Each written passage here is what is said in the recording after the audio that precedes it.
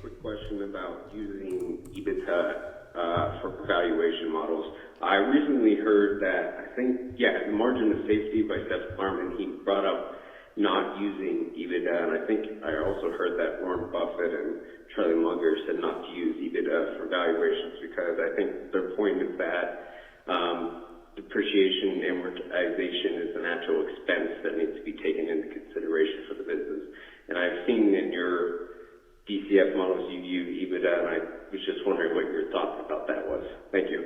Yeah, thanks for the question. So the question was reading Seth Klarman's margin of safety and Buffett saying he doesn't really care about Ebitda too much, right? When they say that, they mean don't use Ebitda multiples, right? So for those of you that don't know, Ebitda means earnings before interest, taxes, depreciation, amortization, and then you can layer in a bunch of stuff there. And it's a proxy for cash flow, but it isn't cash flow. Okay.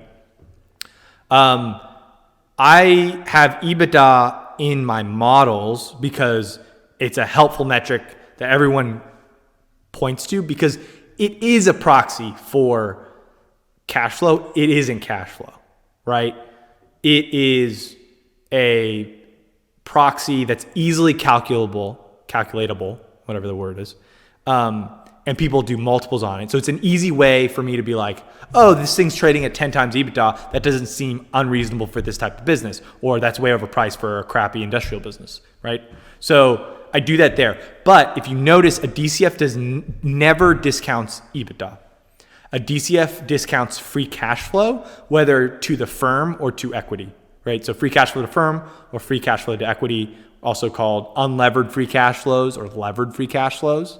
And so that doesn't change, right? Like the true metric though is probably free cash flow yield, EV over free cash flow. And you can make Ebitda better by going Ebitda minus CapEx. And I completely agree with you.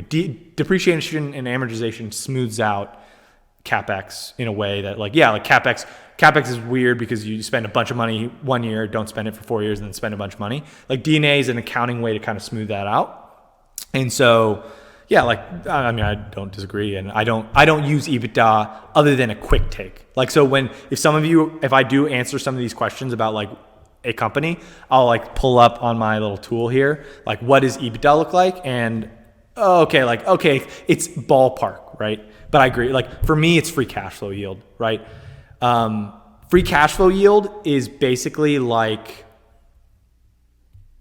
how much, if you bought the company at $10, how much cash is that company going to produce on your $10?